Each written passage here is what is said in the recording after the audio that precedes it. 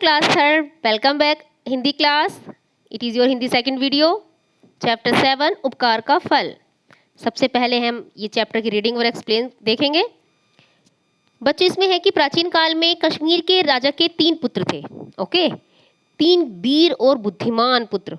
राजा बूढ़ा हुआ तो राजपाट देने के लिए राजकुमारों की परीक्षा लेनी चाहिए.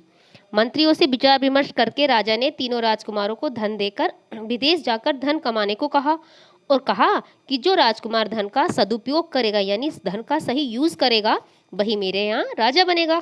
बच्चों फिर क्या था, तीनों राजकुमार एक जहाज पर बैठकर धन कमाने के लिए विदेश की तरफ चल पड़े. काफी दूर जाने पर तीनों उतर गए और अलग अलग रास्तों पर चल दिए.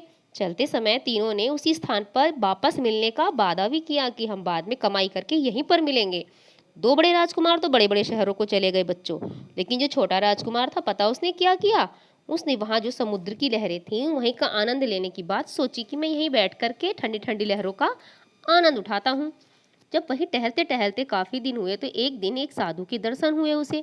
साधु के पूछने पर उसने सारा अपना किस्सा सुना दिया कि मैं एक राजकुमार हूँ और मुझे ऐसे ऐसे मेरे पिता ने घर से निकाल दिया महल से. तो तब साधु ने पता है बच्चों क्या कहा, साधु ने कहा बेटा इस तट पर यहाँ पर तुम अनाज का ढेर लगवा दो, यानी खूब सारा खाने पीने का अनाज रखवा दो और थोड़ा थोड़ा करके इस समुद्र में फेंकते जाना. ठीक है बच्चों, और जब सारा अनाज खत्म हो जाए तो देखना फिर आपको क्या फल मिलेगा, लेकिन यही प्रतीक्षा करते रहना. इतना कहकर साधु न जाने कहाँ चला गया बच्चों. कि छोटा राजकुमार ने सोचा चलो साधु की बात मानकर ही देखते हैं, तो उसने वहीं पर तंबू गाड़ा और थोड़ा थोड़ा अनाज फेंकना शुरू कर दिया. लेकिन एक दिन ऐसा भी आया बच्चों, उसका पूरा अनाज खत्म हो गया, उसके लिए अब फूटी कौड़ी भी नहीं बची, मतलब उसके पास एक भी पैसा नहीं था. फिर वो दुखी होकर वो सोचने लगा कि काश मैं साधु की बात ना मानता, मेरे पास मेरा पैसा होता. अब मेरे पास कुछ भी नहीं है, अब मैं बिल्कुल निहत्था हूँ, खाली हूँ, बेकार हूँ. अब काश अब मुझे अपने घर चला जाना चाहिए. तो वो क्या हुआ, अपने घर जाने की बात सोचने लगा. लेकिन फिर उसने सोचा क्यों ना फिर साधु की बात मानकर देखा जाए कि शायद कोई चमत्कार ही हो जाए.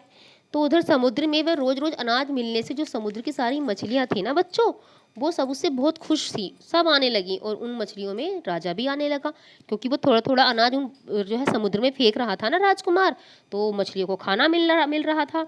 लेकिन जब ऐसा हुआ कि मछलियों के राजा ने अपनी प्रजा से कहा कि पिछले 6 महीने से तो हमें आसानी से अनाज मिलता रहा, लेकिन अब बंद हो गया है, क्या बात है, लगता है राजकुमार के पास धन खत्म हो गया है, वो बहुत दुखी है. तो मछलियों ने कहा कि हाँ महाराज, लगता तो ऐसा ही है. तो क्या हुआ बच्चों, तो उन्होंने कहा कि तुम लोग उसे समुद्र से जो है मोती निकाल कर दे दो. समुद्र में तो बहुत सारे मोती होते हैं ना बच्चों. तो प्यारे बच्चों फिर क्या था, उसके बाद उन्होंने क्या किया, सारी मछलियों ने एक एक मोती करके राजकुमार को दे दिया. रात होने पर मछलियों ने राजकुमार के तंबू के पास मोतियों का ढेर लगा दिया. बहुत सारी मछलियों ने बहुत सारे मोती इकट्ठे कर दिए ना बच्चों. तो प्यारे बच्चों फिर पानी में आने जाने से एक विशेष प्रकार की आवाज़ हुई, सर सर सर सर की आवाज़. जब ऐसी आवाज़ हुई तो राजकुमार की नींद टूट गई. ठीक है, तब उसने देखा कि वहाँ बहुत सारे मोतियों का ढेर लगा है. और वो मोती कौन से होते हैं, जो समुद्र में रहते हैं ना, सीप में सच्चे मोती. तो उसे दुख होने लगा कि अकारण ही मन में मन पता नहीं वो क्या क्या सोच रहा था कि मैंने अपना पैसा बर्बाद कर दिया, मछलियों को अनाज नहीं दिया. तो जब उसने देखा कि मछलियों ने उसके लिए इतना अच्छा काम किया है तो वो मछलियों को और ज़्यादा से ज़्यादा खाना देने लगा बच्चों. तो बड़े राजकुमारों के आने से पहले उसने एक एक मोती को एक एक उपलों में छिपा दिया ताकि वे उसकी कमाई को ना देख सके. ठीक है बच्चों, तो कुछ समय बाद वो दोनों राजकुमार वहाँ पर आ गए. एक ने तो कपड़े का काम करके खूब पैसा कमा लिया और दूसरे ने दुकान खोली. फिलहाल दोनों ने काम किया, लेकिन छोटे राजकुमार की कमाई के नाम पर उपले देखकर उन्होंने उसकी बहुत हंसी उड़ाई, बहुत मजाक बनाया, ये क्या करा इसने. फिर अगले दिन क्या हुआ, तीनों राजकुमार बच्चों अपना अपना सामान लाद कर अपने अपने राजा के महल में लौट गए. फिर वहाँ पर पहुँचने पर उनका स्वागत हुआ, बहुत सत्कार भी हुआ बच्चों. फिर बड़े राजकुमारों की कमाई की दरबारियों ने खूब प्रशंसा की कि राजकुमारों ने सही पैसा यूज़ किया है, सही जगह पर इस्तेमाल किया है. लेकिन छोटे राजकुमार के उपले देखकर सब हंसी करने लगे, अरे ये क्या किया इसने, उपले कमाए हैं इसने. लेकिन जब उसने अपने राजा को सारी असलियत के बारे में बताया तो सबकी आंखें फटी की फटी रह गईं, क्योंकि वो मोती तो बहुमूल्य थे, बहुत कीमती थे.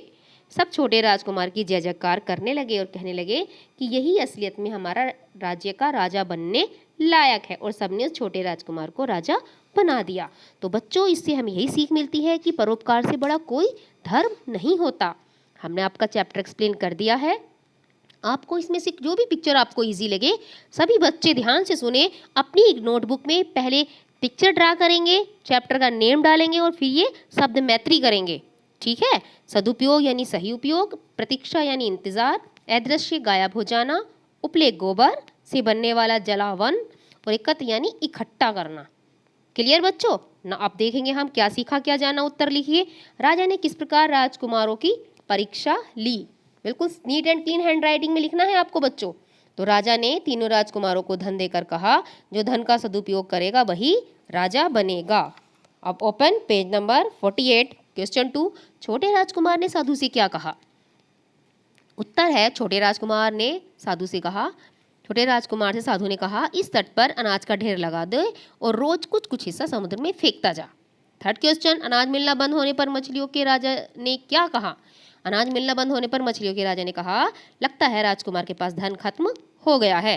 फोर्थ क्वेश्चन, छोटे राजकुमार को राजा क्यों बनाया गया। राजकुमार को राजा इसलिए बनाया गया बच्चों क्योंकि उसने इस धन का सदुपयोग किया था। ठीक है। आगे आपका सही व गलत का निशान लगाइए। कश्मीर के राजा के 3 पुत्र थे, ये ठीक है ना, ये आपका करेक्ट है।